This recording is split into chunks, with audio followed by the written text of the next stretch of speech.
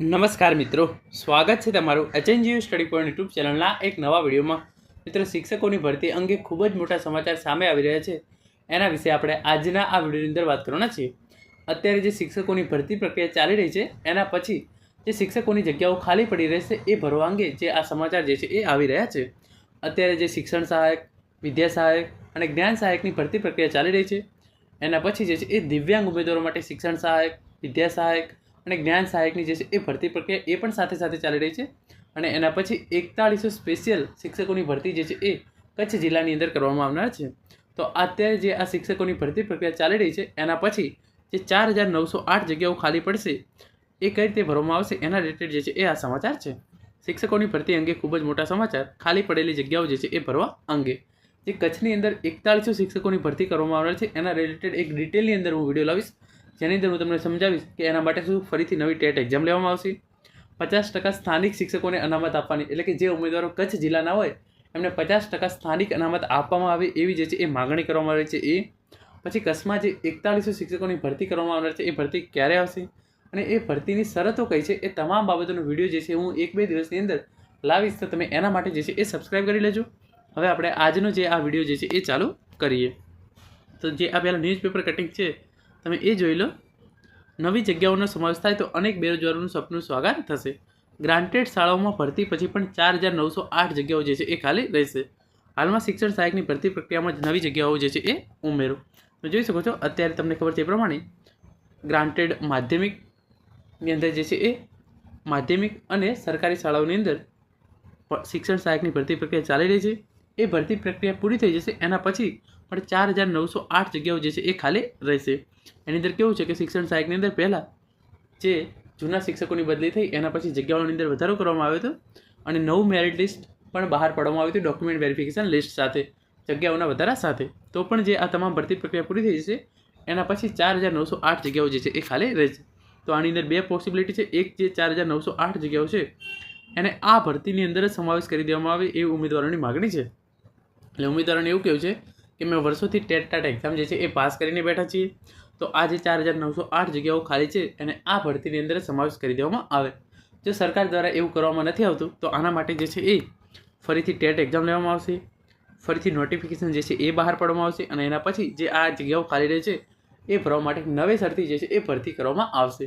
અને જો નવેસરથી ભરતી કરવામાં આવે તો એની અંદર ખૂબ જ વિલંબ થઈ શકે છે અને એના કારણે જે છે એ આ જગ્યાઓ 2 થી 3 વર્ષ પછી ભરાય એવી જે છે એ સિચ્યુએશન છે.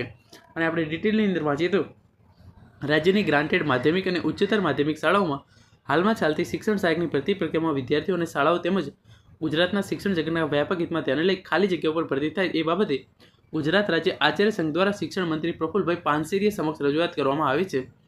આ રજૂઆતમાં જણાવવામાં આવ્યું છે કે રાજ્યની ગ્રાન્ટેડ અને માધ્યમિક ઉચ્ચતર માધ્યમિક શાળાઓમાં હાલની સ્થિતિએ થનાર ભરતીની જગ્યાઓ જે છે એમાં 2317 માધ્યમિક વિભાગની જાહેરાત મુજબ અને 2484 ઉચ્ચતર માધ્યમિક વિભાગની જગ્યાઓ જે છે એ ભરવાની છે. એટલે કે અત્યારે જે શિક્ષણ સહાયકની જે ભરતી ચાલી રહી છે એની અંદર માધ્યમિકની અંદર 2317 અને ઉચ્ચતર માધ્યમિકની અંદર 2484 શિક્ષણ સહાયકની ભરતી માટેની પ્રક્રિયા જે છે એ ચાલી રહી છે. જ્યારે 3174 જૂના શિક્ષકોની ખાલી રહેલી જગ્યાઓ શિક્ષણ સહાયકમાં કન્વર્ટ કરી તે મળી કુલ 7975 જગ્યાઓ જે છે એ ભરવાની છે. જેની અંદર 1382 જગ્યાઓ જે છે એ દિવ્યાંગ ઉમેદવારો માટે હાલ પૂરતી અનામત જે છે એ રાખવામાં આવેલી છે.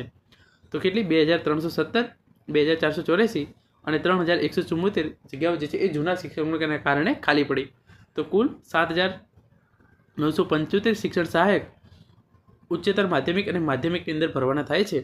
જેની અંદરથી 13082 જગ્યાઓ જે છે એ દિવ્યાંગ ઉમેદવારો માટે અનામત રાખવામાં આવેલી છે.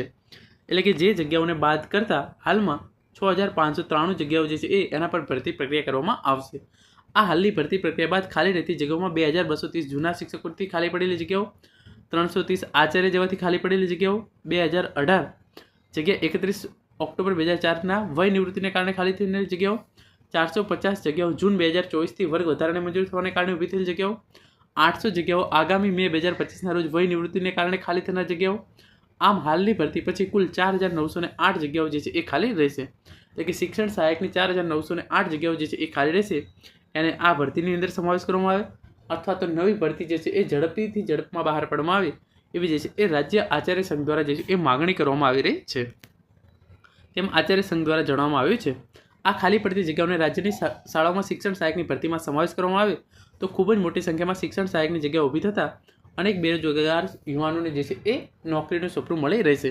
કારણ કે ટેટ ટાટ પાસ કરેલા ઉમેદવારો જે છે એ લાંબા સમયથી ભરતીની રાહ જોઈ રહ્યા હતા. તો આ જગ્યાઓ જો એની અંદર જ સમાવેશ કરી દેવામાં આવે તો એ ઉમેદવારોને સરકારી નોકરી મેળવવાનો એક જે છે એ છેલ્લો ચાન્સ જે છે એ મળી રહે. કારણ કે ઘણા બધા ઉમેદવારો એવા છે કે એમની જે છે એ વય મર્યાદા પણ હવે પૂરી થવા આવી છે, છતાં પણ સરકાર દ્વારા ઘણા લાંબા સમયથી જે છે એ શિક્ષકોની ભરતી જે છે એ કરવામાં આવેલ નથી. ગુજરાતના જે તે જિલ્લાઓમાં ખાલી જગ્યાઓ મંગાવવા તેમજ રોસ્ટર કેમ્પ કરી પ્રમાણિત કરવા અને જગ્યાઓ નક્કી કરવા બાબતે વધુમાં વધુ 15 દિવસના સમયગાળાની જરૂર છે. પરંતુ શાળાઓના નિયામકની કચેરી આ હકીકત સ્વીકારવા તૈયાર નથી. જેમ જણાવી તેના પરિણામરૂપે ભરતી પ્રક્રિયા વિલંબિત થઈ રહી છે.